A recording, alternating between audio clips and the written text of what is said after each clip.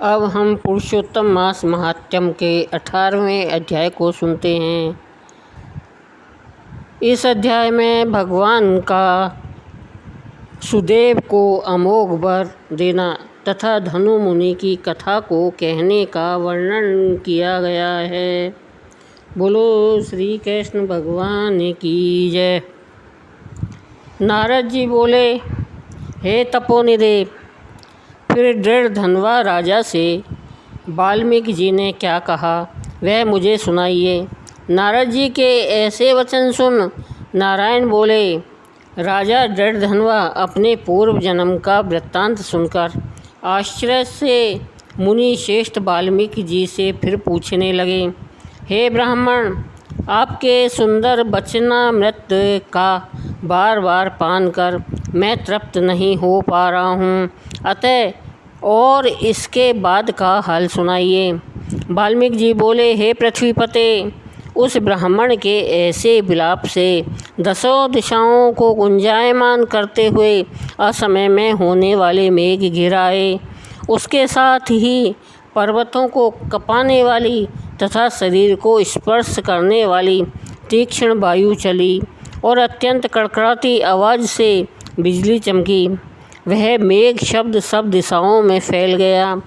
इस प्रकार 1 महीने तक पानी बरसता रहा। सब पृथ्वी जलमय हो गई, किंतु पुत्र शोक की अग्नि से तापित उस ब्राह्मण को कुछ भी पता नहीं चला। उसने अन्न जल सब छोड़कर हाय पुत्र कहते हुए विलाप किया। वहीं 1 मास श्री कृष्ण भगवान का प्रिय पुरुषोत्तम मास था। अतः अनजाने में पुरुषोत्तम मास का सेवन हो गया। इससे अत्यंत प्रसन्न हो नवीन मेघ के समान श्याम वर्ण वाले वनमालाधारी श्री कृष्ण भगवान प्रकट हो गए। उनके प्रकट होते ही बादल छट गए। तब ब्राह्मण ने भगवान पुरुषोत्तम का दर्शन किया। शीघ्र ही पुत्र को पृथ्वी पर रखकर स्त्री सहित श्री कृष्ण भगवान को दंडवत प्रणाम किया। फिर हाथ जोड़कर श्री कृष्ण भगवान के आगे खड़े हो गए। पुरुषोत्तम मास के सेवन से भगवान अत्यंत प्रसन्न होकर अमृतमयी मधुर वाणी से बोले, हे सुदेव शर्मा, तुम धन्य हो, बड़े भाग्यशाली हो। तुम्हारा वर्णन त्रिलोकी में कौन कर सकता है। हे वत्स, सुनो, तुम्हारा भविष्य मैं कहता हूँ। हे ब्राह्मण, तुम्हारी पुत्र की आयु 12,000 वर्ष की होगी। हे द्विजोत्तम, यह तुमको निसंदेह सुख देने वाला होगा। मैं प्रसन्न होकर तुमको यह पुत्र देता हूँ। हे द्विजोत्तम, मेरे प्रसाद से तुम्हारे पुत्र सुख को देखकर देवता, गंधर्व और मनुष्य सब पुत्र सुख की कामना करने वाले होंगे। इस संबंध में मैं तुमसे एक प्राचीन इतिहास कहता हूँ, जो मार्कंडेय मुनि ने राजा रघु को सुनाया था।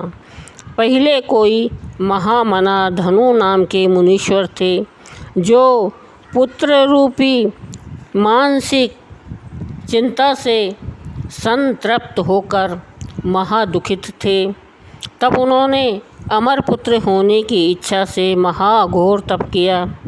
1000 वर्ष बीतने पर देवता प्रकट होकर मुनि से बोले, हे मुनिराज, हम तुम्हारे महाकठिन तप से बड़े प्रसन्न हैं। तुम्हारा कल्याण हो, जो तुम्हारे मन में इच्छा हो वो वर मांग लो।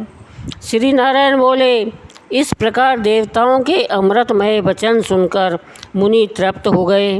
मुनीश्वर ने बुद्धिशाली और अमर पुत्र मांगा। तब सब देवताओं ने मुनि से कहा, मुनीश्वर, ऐसा तो पृथ्वी पर आज तक नहीं हुआ। मुनि बोले, अच्छा, कोई निमित्त आयु वाला पुत्र हो ऐसा वर दो। देवता बोले, निमित्त क्या है, यह स्पष्ट करें।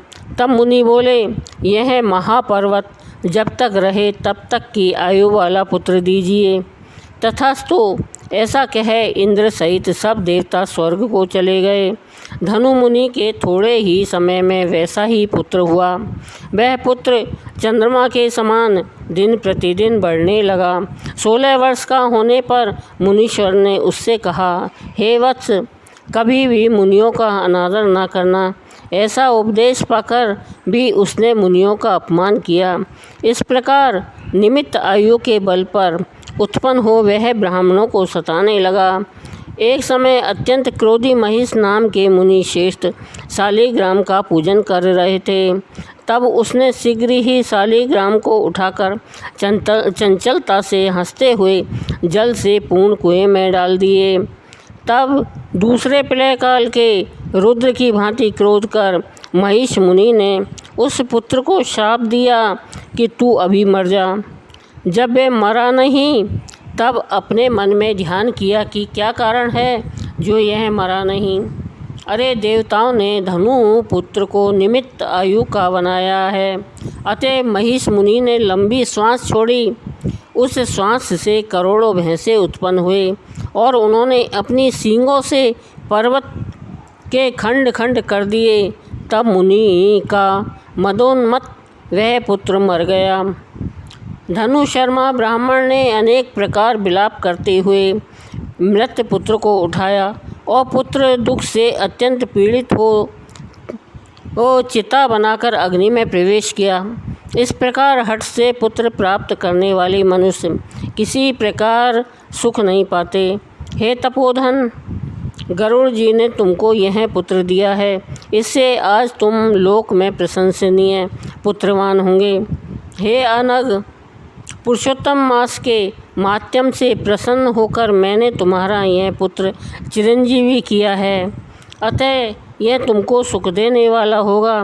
तुम सदा पुत्र सहित अतुल गृहस्थाश्रम के सुखों को भोगकर अंत में ब्रह्मा के लोक को जाओगे और वहाँ देवताओं के वर्ष गणना अनुसार 1000 वर्ष पर्यंत सुख भोगकर फिर पृथ्वी पर आकर तुम चक्रवर्ती राजा होंगे और चतुरंगनी सेना तथा वाहनों से युक्त हो दृढ़धनवा नाम से विख्यात होगे और 10,000 वर्ष तक संपूर्ण पृथ्वी का राज्य भोगोगे।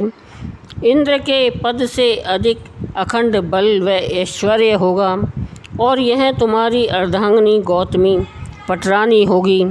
इसका गुण सुंदरी नाम होगा। यह पति सेवा में नित्य तत्पर रहेगी। तुम्हारे 4 राजनीतिक पुत्र होंगे और एक सुशीला नाम की अति सुंदर महाभाग्यवान कन्या होगी। जब तुम देवताओं और असुरों को भी दुर्लभ भोगों को भोगने के बाद इस पृथ्वी पर मैंने सब कुछ कर दिया, अब कुछ करना शेष नहीं रहा, ऐसे अज्ञान से मोहित होकर और अत्यंत दुस्तर संसार के विषयों में फंसकर संसार से उद्धार करने वाले मुझ विष्णु को भूल जाओगे, तब हे विप्र, यह तुम्हारा पुत्र उस समय वन में तोता बनकर बड़ के वृक्ष के ऊपर बैठकर बार बार वैराग्य उत्पन्न कराने वाला श्लोक पढ़ता हुआ तुमको ज्ञान उत्पन्न कराएगा। तब तुम तोते का वाक्य सुनकर दुखित मन हो अपने महल में चले जाओगे और चिंता के समुद्र में डूबते हुए अन्न जल आदि सब छोड़ दोगे। तब हे भूसर, वाल्मीकि मुनि आकर तुमको बोध कराएंगे, जिससे तुम्हारा संशय दूर हो जाएगा और अपने इस शरीर को त्याग कर हरि के परम पद को स्त्री सहित प्राप्त करोगे। महाविष्णु के ऐसा कहते ही वह ब्राह्मण का पुत्र उठ बैठा। दोनों स्त्री पुरुष पुत्र को देखकर महा आनंदित हुए और सब देवता भी आनंदित हो फूल बरसाने लगे। उधर सुखदेव ने उन माता पिता और श्री हरि को नमस्कार किया और पुत्र सहित ब्राह्मण को देखकर गरुड़ जी भी बहुत प्रसन्न हुए। तब ब्राह्मण आश्चर्य युक्त हो श्री हरि को नमस्कार कर अपने हृदय जनित संदेह को दूर करने के लिए हाथ जोड़कर भव भय भंजन से आनंद सहित गदगद होकर बोला, हे हरे, मैंने 4000 वर्ष तक निरंतर महाकठिन तप किया।